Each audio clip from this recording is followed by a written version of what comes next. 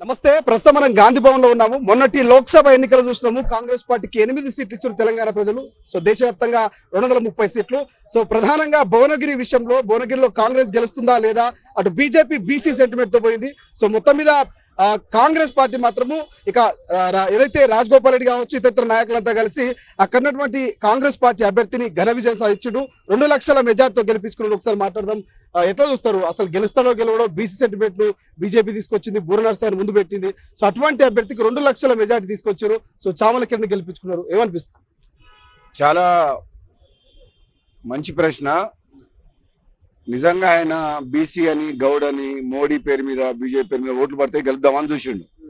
కానీ అక్కడ ground reality మాత్రం కాంగ్రెస్ పార్టీ బలంగా ఉంది. కాంగ్రెస్ పార్టీ 2 లక్షల పైన మెజార్టీ వచ్చి తీసుకొచ్చే బాధ్యత నాది, మా ఎమ్మెల్యేలది. నా సహచర ఎమ్మెల్యేలు మేమందరం కలిసి అంటే రాత్రి పగలు మా కోసం మేము ఎట్లా కష్టపడ్డామో అంతకంటే ఎక్కువ కష్టపడ్డాం. నెల రోజుల పాటు విస్తృతంగా పోయిన మా కాంగ్రెస్ పార్టీ తెలంగాణ ఇచ్చింది, సోనియా గాంధీ తెలంగాణ ఇచ్చింది, మా ప్రభుత్వం ఉంది, తప్పకుండా ఇచ్చిన హామీలు నెరవేరుస్తాం. కిరణ్ కుమార్ రెడ్డి ఒక యువకుడు, రాబోయే రోజుల్లో ఈ ప్రాంతాన్ని అభివృద్ధికి, ప్రజలకు సేవ చేస్తాడు, మీరు ఒక అవకాశం ఇవ్వాలి. రాహుల్ గాంధీ ప్రధానమంత్రి కావాలంటే మనం కాంగ్రెస్ పార్టీ అభ్యర్థిని గెలిపించాలని చెప్పి విస్తృతంగా మేము ప్రచారం చేసినాం. మేము చెప్పిన మాటలు నమ్మి కాంగ్రెస్ పార్టీ నాయకులు, కార్యకర్తలు, వాళ్ళ మాటలు నమ్మిన ప్రజలు పెద్ద మెజార్టీతో కిరణ్ కుమార్ రెడ్డిని గెలిపించినందుకు భువనగిరి పార్లమెంట్ నియోజకవర్గ ప్రజలందరికీ కూడా, గెలుపు కోసం కృషి చేసిన నా సహచర ఎమ్మెల్యేలకు, నాయకులకు, కార్యకర్తలకు, ఓటేసి గెలిపించిన ప్రజలందరూ కూడా నా హృదయపూర్వకంగా ధన్యవాదాలు తెలియజేస్తున్నాం. ప్రధానంగా కొన్ని విషయాలు ఓపెన్ గా మాట్లాడితే, అక్కడ ఉన్నటువంటి బీజేపీ కావచ్చు, బీఆర్ఎస్ నాయకులు కొన్ని ఓపెన్ స్టేట్మెంట్లు చేసారు, సోషల్ మీడియాలో పోస్టులు పెట్టారు. చామలను గెలవనియరు, అక్కడ ఉన్నటువంటి కోమటిరెడ్డి బ్రదర్సే ఓడగొడతారనేటువంటి కాన్సెప్ట్ లో కూడా మాట్లాడారు. అటువంటి మాటలు విన్నప్పుడు, అటువంటి పోస్టులు చూసినప్పుడు ఏమనిపించింది? ఎవరెన్ని చెప్పినా సరే, మేము కోమటిరెడ్డి బ్రదర్స్, కోమటిరెడ్డి రాజగోపాల్ రెడ్డి మాట ఇస్తే మాట తప్పము, మడమ తిప్పము. మోసం, నమ్మక ద్రోహం అనేది మా రక్తంలో లేదు. నమ్ముకున్న వాళ్ళ కోసం ప్రాణాలైనా అర్పిస్తాం.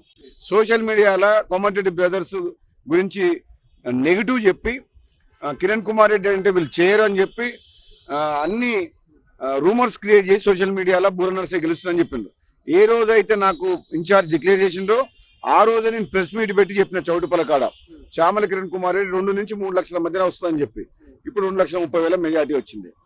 కాపాడుకునే వరకు మేము ఎంత దూరమైనా పోతాం. కాబట్టి రాజగోపాల్ రెడ్డి, కాంగ్రెస్ పార్టీ నాయకులు మేము అందరం కలిసి గెలిపించడం తప్పితే ఒక రాజగోపాల్ రెడ్డి వల్ల కాలేదు.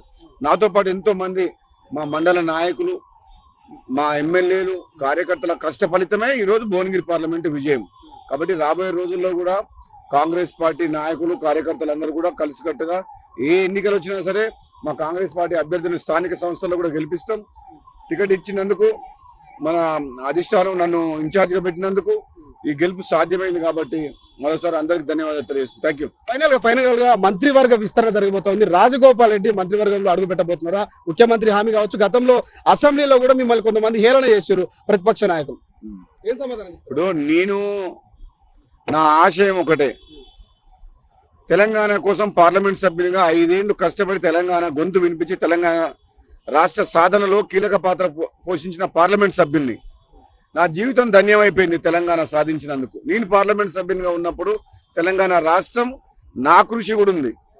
అదేవిధంగా వచ్చిన తెలంగాణ ఒక కుటుంబం చేతిలో చిక్కి అప్పుల పాలై ప్రజాస్వామ్యాన్ని కూలి చేసే విధంగా ఒక నియంతలాగా పరిపాలిస్తున్న కేసీఆర్ని గద్దె దింపాలన్న లక్ష్యంతో పనిచేసి నేను ఆ లక్ష్యం కోసం, నా ఆశయం కోసం ఈ తెలంగాణలో ప్రజాస్వామ్యాన్ని బతికించి కుటుంబ పాలన పోవాలని ప్రయత్నం చేసిన ఆశయం మళ్ళీ కాంగ్రెస్లోకి వచ్చి నా ఆశయం నెరవేరింది.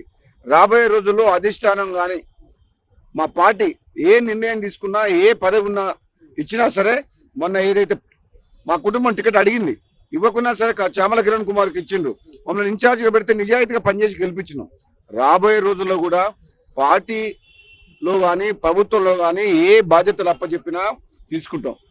పదవులు ఇవ్వకున్నా కానీ నిజాయితీగా పనిచేస్తాం తప్పితే ఎక్కడ కూడా మేము పార్టీ ఉల్లంఘన దాటం. పార్టీ క్రమశిక్షణ, పార్టీ కార్యకర్తగా ఈరోజు ఎట్లా పనిచేసినామో పార్లమెంట్ సభ్యునిగా రాబోయే రోజుల్లో కూడా అదే విధంగా మా కాంగ్రెస్ పార్టీని బలోపేతం చేసి కానీ చామల గెలుపుతో రాజగోపాల్ రెడ్డి మంత్రివర్గంలో అడుగు పెట్టబోతున్నటువంటి ప్రచారం మీ సోషల్ మీడియాలో మీ అభిమానులు కావచ్చు కార్యకర్తలు పెద్ద ఎత్తున చేస్తున్నారు వాళ్ళ కోరుకుంటున్నారు. మా అభిమానులు కార్యకర్తలు మా ప్రాంత ప్రజలు కోరుకుంటారు. ఒకవేళ అధిష్టానం ఆశిస్తుంటే తప్పకుండా అవుతాం. గెలిచే అవకాశం ఉందా ఛాన్సెస్ ఉంది, అవకాశం ఉంది. Thank you so much.